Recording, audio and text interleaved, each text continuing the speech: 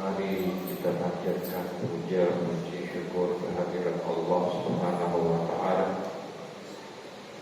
yang telah memberikan banyak beribu-ribu nikmat, nikmat iman, nikmat Islam dan nikmat nyawa, sehingga kita masih diberikan kesempatan untuk hadir di majelis yang mulia, majelis Rasulullah Sallallahu Alaihi Wasallam. Kita ulang kaji kita minggu lalu dengan topik tentang kesalahan manusia yang diriwayatkan dari Imam Ali radhiyallahu anhu. Yang pertama adalah al-ghadabi bila sabab. Orang yang selalu marah-marah tanpa sebab.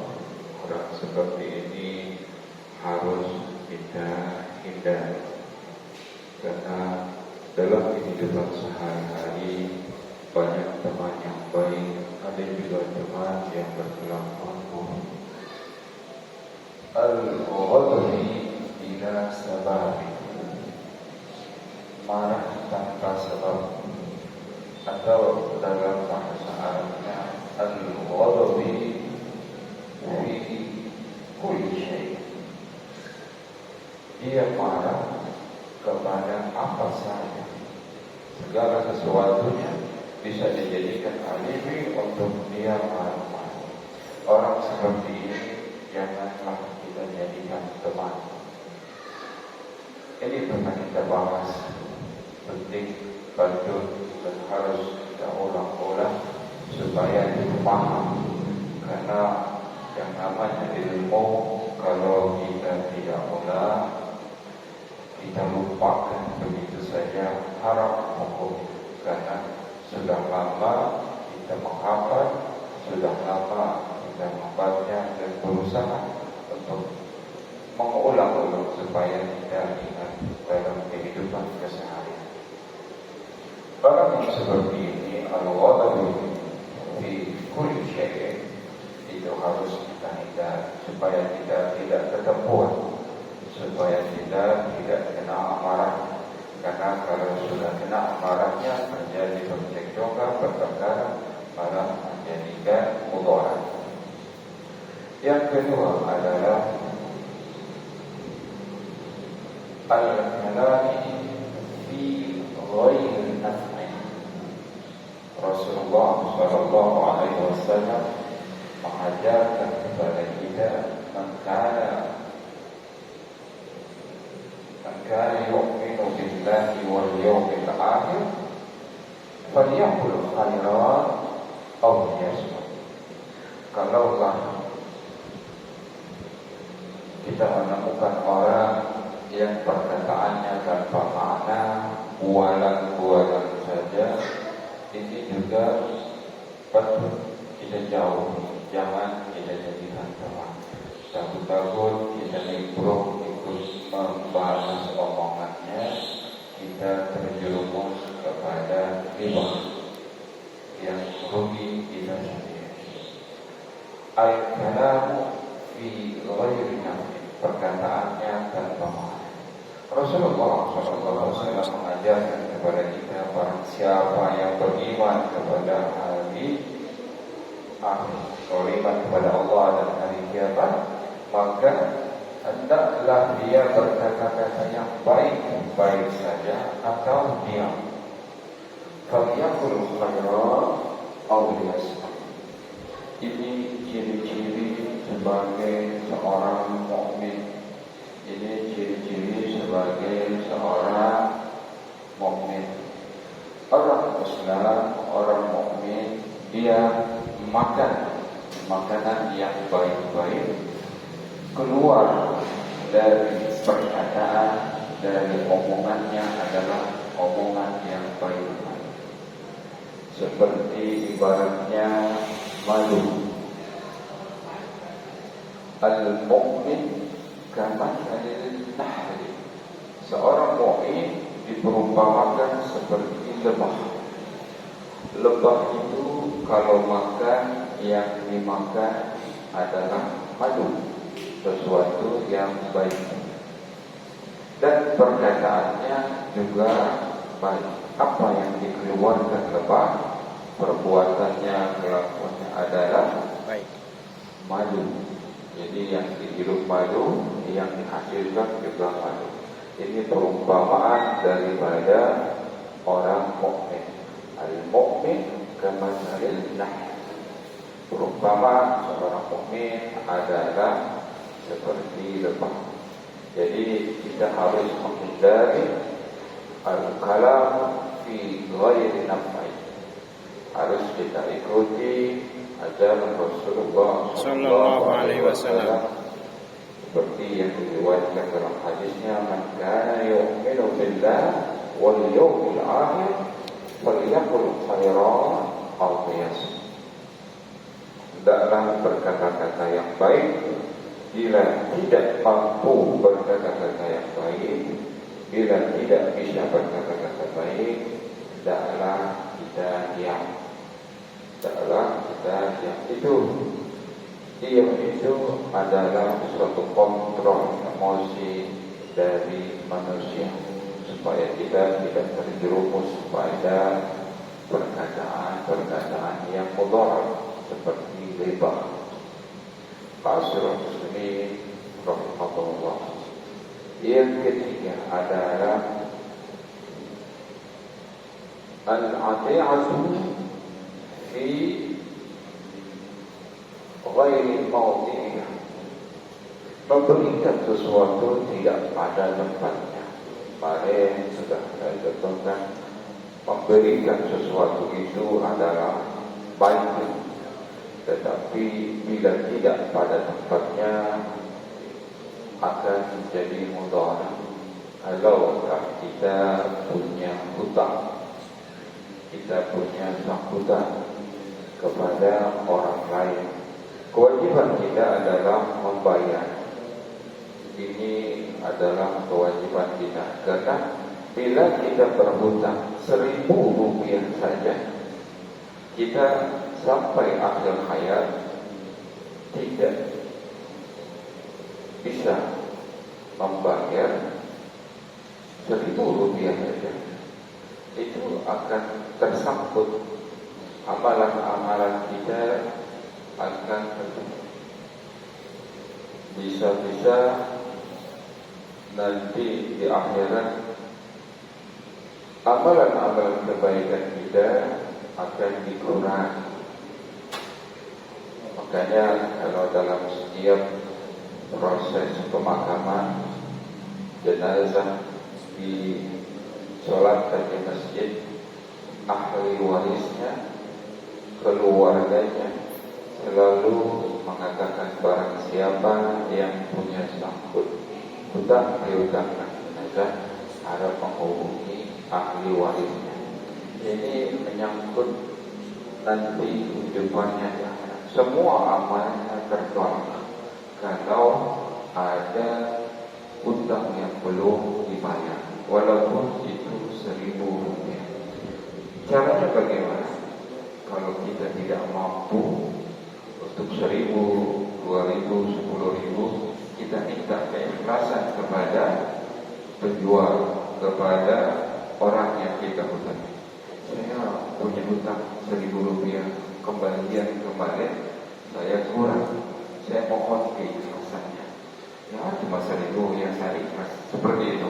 Kalau sudah ada ikrar, ijab kabul, saya ikhlaskan 1.000 rupiah, masyaallah, atau bahasa Arab, masyaallah, anggap saja. Tapi jika tidak kita minta keikhlasan, kita akan mintakan pertanggungjawaban di akhir. Karena contoh pernah saya contohkan, kita pulang dari masjid, sendalnya hilang, kemudian kita pakai sendal orang lain. Ini harganya memang tidak seberapa, 5.000, 10.000 rupiah.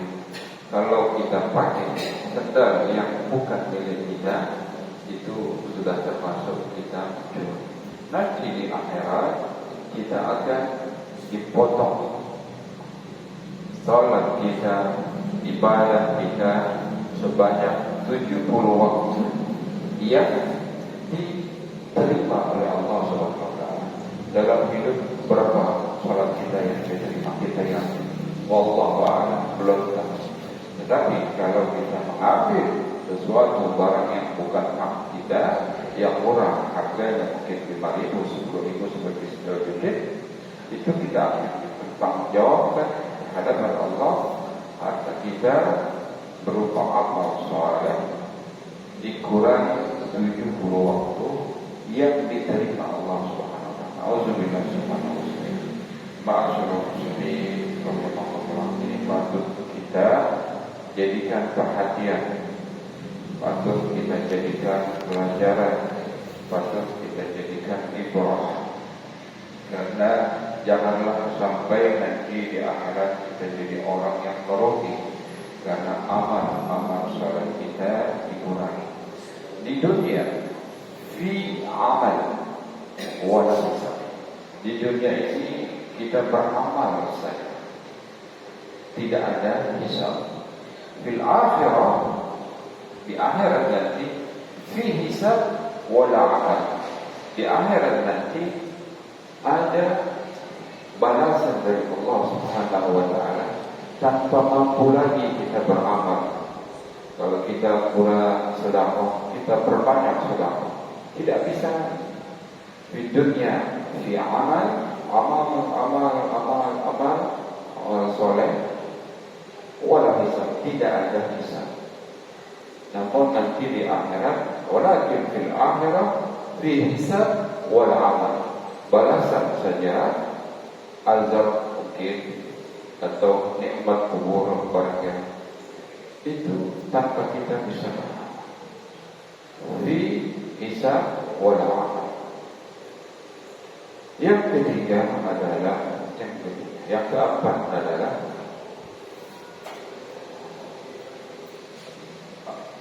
tidak bisa membedakan teman dan lawan, tidak bisa membedakan musuh dan kawan. Ala ya'rifa salihah qaumin atuh. Tidak bisa membedakan yang mana teman, yang mana lawan. Dalam kehidupan sehari-hari kita ada fans, ada likers, dan ada haters. Ini tidak bisa kita pungkiri. Itu normal, biasa-biasa saja dalam kehidupan. Ada yang suka dan ada yang benci. Kadang orang alim sekalipun sekelas imam besar Habib Rizik Syihab, orang yang alim masya Allah atau orang yang warok, itu banyak sekali haters. Apalagi kita yang orang awam, yang setiap hari bergaul kepada orang-orang yang biasa-biasa saja, yang orang kebanyakan, yang kita tidak tahu latar belakang pendidikannya. Mereka ada yang suka, ada yang benci, ada yang likers, ada yang haters. Ini harus kita perhatikan supaya kita tidak kepada semua orang mengumbar cerita-cerita aib itu aib yang kecil, aib yang besar, apalagi aib yang besar. Jangan sampai kita umbar. Kalaulah dia berbaik dengan kita hari ini, esok hari kita belum tentu tahu bagaimana dia akan membenci kita. Keburukan-keburukan yang pernah kita ceritakan kepada teman yang dulu kita anggap baik akan menjadi trending topic. Orang kalau sudah benci kepada seseorang, dia akan cerita ke semua orang. Pidato ke pasar dia omongin, di jalan, di ujung gang dia omongin, si anu seperti itu. Jadi trending topic. Berhati-hatilah, jangan sampai kita salah memilih teman. Bagaimana caranya membedakan orang yang baik dan orang yang buruk, atau bagaimana membedakan orang yang akan kita jadikan teman dan orang yang harus kita jauhi? Mudah saja, mudah saja. Orang yang sering mengajak kita pada kebaikan, ya akhi, besok pengajian Ustaz Mudhari datang lebih awal, kita siapkan waktu, kita siapkan tempat, kita siapkan, kita hadiri pengajiannya untuk hadir di majlis zikir. Nanti malam ada pengajian Kiai Haji Ahmad Ridwan hadir dalam kajian ilmu fikih. Orang-orang yang selalu mengajak dalam kebaikan, itulah yang akan kita jadikan teman. Itulah yang akan kita jadikan teman. Tapi orang yang selalu mengajak dan bangga dengan kemaksiatannya, oh waktu muda dulu saya preman, semua orang takut dengan saya, seperti itu, dan belum juga insaf, ini orang harus kita jauhi. Tapi kalau dia sudah insaf, harus kita jadikan teman, harus kita jadikan kawan. Orang yang selalu bangga dengan kemaksiatannya, bahkan auzubillah mengajak kita untuk berbuat maksiat, orang yang seperti ini harus kita jauhi, jangan dijadikan teman. Cukup kita jadikan sambil lewat saja, say hello, how are you, apa kabar, selebihnya terserah, tapi tidak dijadikan teman.